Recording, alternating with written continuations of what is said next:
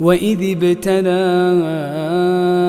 إبراهيم ربه بكلمات فأتمهن قال إني جاعلك للناس إماما قال ومن ذريتي قال لا ينال عهد الظالمين.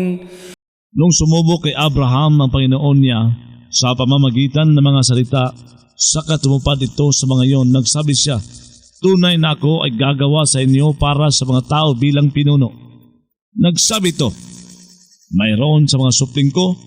Nagsabi siya, hindi sumasaklaw ang kasunduan sa akin sa mga tagalabag sa katarungan. وَإِذْ جَعَلْنَا الْبَيْتَ مَثَابَةً لِلنَّاسِ وَأَمْنًا وَاتَّخِذُوا مِن مَّقَامِ إِبْرَاهِيمَ مُصَلًّى. Noong gumawa kami sa bahay bilang balikan para sa mga ito at bilang katiwasayan, gumawa kayo mula sa tayuan ni Abraham ng isang dasalan. وَعَهِدْنَا إِلَى إبراهيم وإسماعيل أن طهرا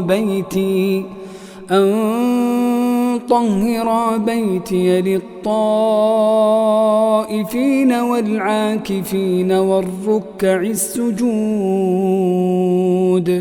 Naghabilin kami kina Abraham at Ismael na magdalisay silang dalawa ng bahay ko para sa mga lumilibot, mga namimintuho at mga yumuyukod na nagpapatirapa. وَإِذْ قَالَ إِبْرَاهِيمُ رَبِّ اجْعَلْ هَذَا بَلَدًا آمِنًا وارزق أهله من الثمرات من آمن منهم بالله واليوم الآخر.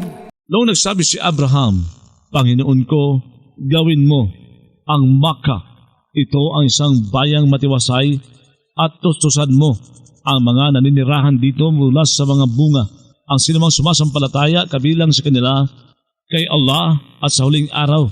قال ومن كفر فأمتعه قليلا ثم أضطره إلى عذاب النار وبئس المصير. Nagsabi siya, ang sinumang tumangging sumasampalataya ay pagtatamasain ko ng kaunti. Pagkatapos, ipagpipilitin kong siya sa pagdurusa sa apoy kay saklap ang kahahantungan. وَإِذْ يَرْفَعُ إِبْرَاهِيمُ الْقَوَاعِدَ مِنَ الْبَيْتِ وَإِسْمَاعِيلُ رَبَّنَا تَقَبَّلْ مِنَّا إِنَّكَ أَنْتَ السَّمِيعُ الْعَلِيمُ. Noong nag-aangat si Abraham ng mga pundasyon ng bahay at si Ismael ay dumalangin siya, Panginoon namin, tanggapin mo mula sa amin, tunay na ikaw ay ang madinigin, ang maalam. رَبَّنَا وَاجْعَلْنَا مُسْلِمَيْنِ لَكَ وَمِنْ ذُرِّيَّتِنَا أُمَّةً مُسْلِمَةً لَكَ وَأَرِنَا مَنَاسِكَنَا وَتُبْ عَلَيْنَا إِنَّكَ أَنْتَ التَّوَّابُ الرَّحِيمُ. O Panginoon namin, at gawin mo kami bilang mga tagapagpasakop sa inyo at mula sa mga supling namin bilang kalipunang tagapagsasakop sa inyo, ipakita mo sa amin ang mga pamamaraan ng pagsamba namin at tanggapin mo ang pagbabalik loob namin. Tunay na ikaw ang palatanggap ng pagbabalik loob, ang maawain. رَبَّنَا وَابْعَثْ فِيهِمْ رَسُولًا مِّنْهُمْ يَتْلُو عَلَيْهِمْ آيَاتِكَ وَيُعَلِّمُهُمُ الْكِتَابَ وَالْحِكْمَةَ وَيُزَكِّيهِمْ إِنَّكَ أَنْتَ الْعَزِيزُ الْحَكِيمُ. Panginoon namin, at magpadala ka sa kanila ng isang sugo kabilang sa kanila na magbibigkas sa kanila ng mga talata mo, magtuturo sa kanila ng kasulatan at karunungan, at magbubusilak sa kanila. Tunay na ikaw ay ang makapangyarihan, ang marunong. ومن يرغب عن ملة إبراهيم إلا من سفه نفسه ولقد اصطفيناه في الدنيا وإنه في الآخرة لمن الصالحين. Sino ang nasusuya sa kapaniwalaan ni Abraham, kundi ang nagpahangal sa sarili niya? Talagang ang humirang kami sa kanya sa mundo. Tunay na siya sa kabilang buhay ay talagang kabilang sa mga maayos. إذ قال له ربه أسلم قال أسلمت لرب العالمين. Nung nagsabi sa kanya ang Panginoon niya, magpasakop ka, ibig sabihin, umanib sa Islam, ay nagsabi siyang, nagpasakop ako sa Panginoon ng mga nilalang. ووصى بها إبراهيم بنيه ويعقوب يا بني إن الله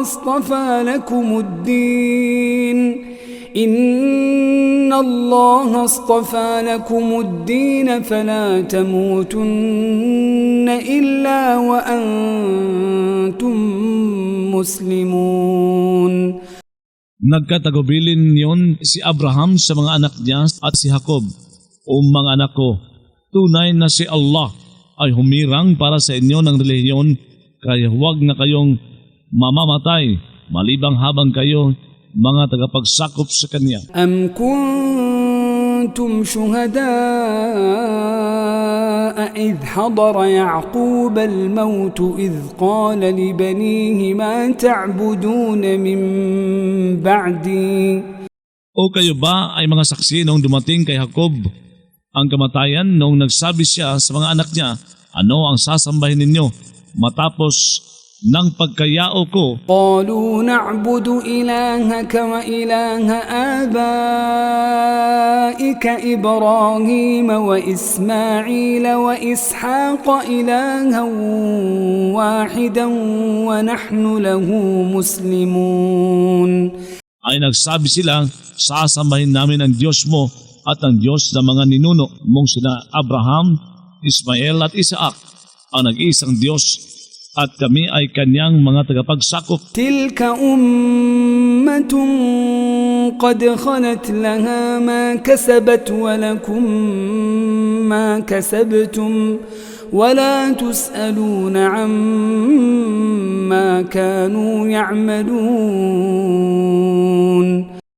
Iyon ay isang kalipunang lumipas na ukol doon ang nakamit niyon at ukol sa inyo ang nakamit ninyo. Hindi kayo tatanungin tungkol sa anumang dati nilang ginagawa. وقالوا كونوا هودا أو نصارى تهتدوا قل بل ملة إبراهيم حنيفا وما كان من المشركين. Nagsabi sila, maging mga Hudyo o mga Kristyano kayo, mapapatnubayan kayo. Sabihin mo, bagkus sumunod sa kapaniwalaan ni Abraham bilang makatotoo. Hindi siya naging kabilang sa mga tagapagtambal kay Allah. قولوا آمنا بالله وما أنزل إلينا وما أنزل إلى إبراهيم وإسماعيل وإسحاق ويعقوب والأسباط. Sabihin ninyo, sumasampalataya kami kay Allah sa pinababa sa amin at sa pinababa kina Abraham, Ismael at Isaac at Jacob, at sa mga propeta ng mga lipi ng Israel. والأسباط وما أوتي موسى وعيسى وما أوتي النبيون من ربهم لا نفرق بين أحد منهم ونحن له مسلمون. Sa ibinigay kay Moses at kay Jesus at sa binigay sa mga propeta mula sa Panginoon nila, hindi kami nagtatangi-tangi sa isa kabilang sa kanila, kami sa Kanya ay tagapagsakop. فإن آمنوا بمثل ما آمنتم به فقد اهتدوا وإن تولوا فإنما هم في شقاق فسيكفيكهم الله وهو السميع العليم. Kaya kung sumasampalataya sila sa tulad ng sinasampalatayanan ninyo, ay mapatnubayan nga sila, at kung tatalikod sila, sila lamang ay nasa isang hidwaan at sasapat sa iyo. Laban sa kanila si Allah. Siya ay ang madinigin, ang maalam. صبغة الله ومن أحسن من الله صبغة ونحن له عابدون. Manatili sa reliyon ni Allah. Sino pa ang higit na magaling kaysa kay Allah? Sa pagtatag ng reliyon, tayo sa Kanya ay tagapagsamba. قل أتحاجوننا في الله وهو ربنا وربكم ولنا أعمالنا ولكم أعمالكم ونحن له مخلصون. Sabihin mo, O propeta, sa may mga kasulatan, nangangatwiran ba kayo sa amin hinggil kay Allah, samantalang siya ay ang Panginoon namin at ang Panginoon ninyo? Ukol sa amin ang magawa namin at ukol sa inyo ang magagawa ninyo. Kami para sa Kanya ay mga nagpapakawagas sa pagsamba. أم تقولون إن إبراهيم وإسماعيل وإسحاق ويعقوب والأسباط كانوا هودا أو نصارى. O nagsasabi kayo, tunay nga sina Abraham, Ismael, Isaac, Jacob at ang mga propeta, mga lipi ng Israel, ay noon mga Hudyo o mga Kristiyano? قل أأنتم أعلم أم الله ومن أظلم ممن كتم شهادة عنده من الله وما الله بغافل عما تعملون. Sabihin mo, kayo ba ay higit na maalam o si Allah? Sino pa ang higit na tagalabag sa katarungan kaysa sino mang nagtatago sa isang pagsaksi na nasa ganang Kanya mula kay Allah? Si Allah ay hindi nalilingat sa namang ginagawa ninyo. تلك أمة قد خلت لها ما كسبت ولكم ما كسبتم ولا تسألون عما كانوا يعملون. Iyon ay isang kalipunang lumipas na ukol doon ang nakamit niyon at ukol sa inyo ang nakamit ninyo. Hindi kayo tatanungin tungkol sa anumang dati nilang ginagawa.